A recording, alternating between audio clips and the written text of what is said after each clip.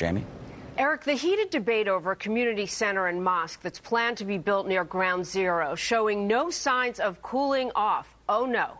This week alone, we heard from plenty of heavy hitters on both sides of the debate. Former Speaker of the House Newt Gingrich weighing in, former vice presidential candidate Sarah Palin, and New York Mayor Michael Bloomberg. Members of Congress getting involved, too. Joining me now, ranking member of the House Homeland Security Committee, New York Congressman Peter King. He is asking for a full investigation into both the financing of this mosque and into the background of the imam that plans to take it over. Congressman, good morning. Thanks for joining us here. Great to be with you. We appreciate it. You are asking for an investigation into the imam, but you also want to know about the financing. Do you have any evidence to suggest that the money used would be tied to terrorism? I want that money explored completely as to where it's coming from, who's putting up this kind of money. Because this really, to me, is so insensitive, having this mosque here now. I realize legally it's very difficult to stop it, but if enough public opinion can be raised, if we can show that there are questions behind it, that could cause the people behind the mosque to pull away. That's what I'm hoping for. I understand many of your constituents feel that way, but the point being made by Daisy Khan, who's the wife of the imam who would be in charge, is that it's perfect to have a place there, a multicultural center that would teach people about peaceful members of the Muslim faith. Why not? First of all, there's no real evidence that these are peaceful members of the Muslim faith. And why does it have to be within walking distance of Ground Zero, literally in the shadow of the former World Trade Center? And to me, before we allow something like this, which I think could be a public relations coup for extremist elements in the Muslim community, before we allow it to go forward, at least before we give it our approval, let's get the full background. For instance, the imam, who claims to be such a moderate. I mean, after 9/11, he was on national television saying that the blame could be with the U.S.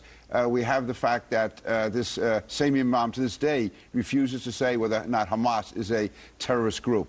And we have enough questions about other mosques in the New York area. But not everybody agrees. The mayor of New York is in favor of this. Andrew Cuomo, the attorney general, is in favor of this. So if you have no direct evidence that they are extremists or that the money is tied to terrorism, why demand an investigation? Because that's how you find out. The fact is there are enough questions here. When you have the imam, who was supposed to be this great moderate, saying refuses to say if Hamas is terrorist. He's on television after 9/11 saying the U.S. could have been at fault. He was also on the board of the group that led the flotilla into Gaza. So this, to me, he's not what he appears to be.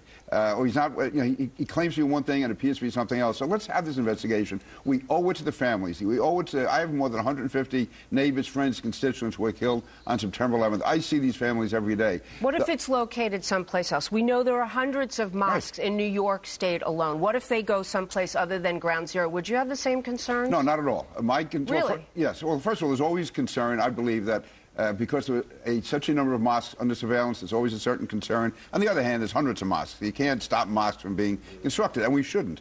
But no, I think there's an extra level of sensitivity involved when it's in the area of Ground Zero, right near the World Trade Center. This is a sui generis. This is a different type situation, and it demands different type treatment.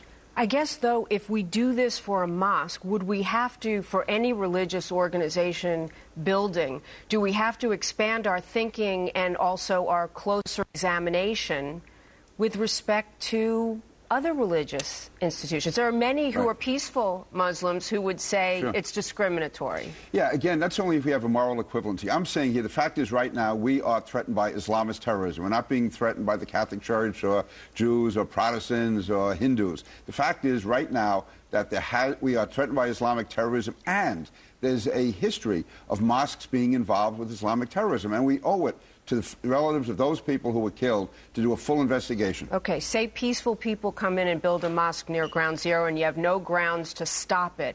How do you monitor what happens from there? New York's counterterrorism, FBI, does it have to reach Congress or can it be handled on a local level? Well, I have ultimate faith in Commissioner Kelly and the NYPD, the FBI Joint Terrorism Task Force here in New York. These are the best in the country. But again, this is an added burden that we're giving to them. But no, if the mosque is there, then I would let Commissioner Kelly and the FBI Joint Terrorism Task Force do what they have to do, and let's not be too worried about political correctness. All right. There's a lot of politicians involved on this, and you are asking for this investigation. Others say it should go ahead. Fair and balanced. That's how we do it here. Thank you, Congressman, Jamie, so much. Thank you. Great. Nice to see you. Eric? Thank you, Jamie. Thank you, Congressman. Thank you, Eric. Well, it was called the Love Parade, but tragically,